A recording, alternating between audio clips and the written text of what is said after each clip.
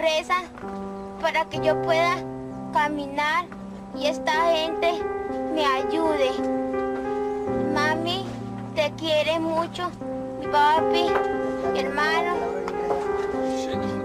y yo. Hadithi ya kweli ya kifo cha binti mdogo kilichoeleza dunia na kufanya nyoyo za watu kushikwa na huzuni kali. Binti huyo alitambulika kama Omaira Sanchez. Alikuwa msichana kutoka Colombia ambaye alizaliwa mnamo mwaka 1972 katika mji mdogo wa Armelo uliopo katikati ya nchi hiyo. Alikuwa mtoto wa familia ya kawaida. Wazazi wake walikuwa ni Pablo Sanchez na Gloria Diaz. Walikuwa wakazi wa kawaida na familia yao haikuwa na utajiri mkubwa, lakini walikuwa na furaha pamoja. Omaira alikuwa mtoto mwenye ndoto kubwa. Alikuwa akipenda shule na alikuwa na ndoto ya kuwa mchoraji au mtunzi. Alikuwa na kipaji sanaa, lakini alikuwa katika mazingira ya kijijini ambapo fursa za kufikia elimu nzuri zilikuwa kidogo. Hata hivyo, familia yake ilijitahidi kumpatia elimu bora na Omaira alikuwa na ndoto ya kuendelea na masomo yake baada ya kumaliza shule ya msingi.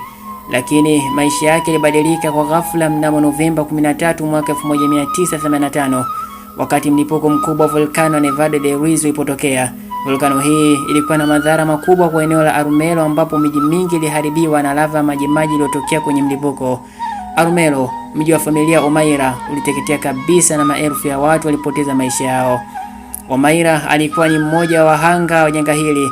Aliweza kuokolewa kutoka kwenye vifusi vya jiji hili, lakini alikuwa akikwama chini ya mabaki ya majengo ya nyumba yao. Alikuwa chini ya vifusi kwa takriban saa 60 akiwa amezungukwa na maafa volkano.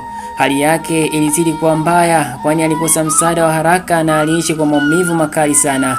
Wakati akiwa chini ya vifusi alionyesha shujaa na ujasiri mkubwa sana, lakini aliendelea kuharibika kwa haraka kutokana na majeraha na maumivu makali ya mguu wake.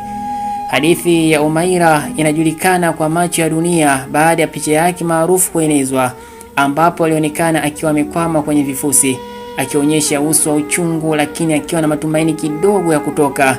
Picha hiyo ilikuwa kusikitisha sana na ilivutia hisia za watu kote duniani. Baada ya juhudi na majaribio ya kuokoa, Omaira alifariki kutokana na majeraha yake. Alikuwa na umri wa miaka 13 tu alipokufa. Kifo chake kiliguswa sana na watu wengi duniani na kikileta mjadala kuhusu jinsi ya jamii na serikali zilivyoshindwa kutoa msaada wa haraka kwa wahanga wa janga hilo. Hadithi ya Omaira Sanchez inabaki kuwa moja ya mifano mikubwa ya ujasiri na uchungu katika historia ya maafa ya asili, na inakumbusha dunia kuhusu umuhimu wa haraka katika kutoa msaada na kujiandaa kwa majanga.